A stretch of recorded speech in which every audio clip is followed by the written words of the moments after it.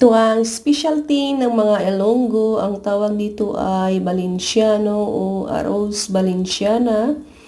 Mayroon 2 tasa na malagkit at 3/4 na bigas na regular. Kasi ayaw ko ng malata or basa. Kaya kailangan ng may halong bigas. At mayroon siyang hipon at mayroon ding manok na kaunti. At nilagyan ko rin siya ng green peas, bell pepper, at sangkap na iba pa. Okay?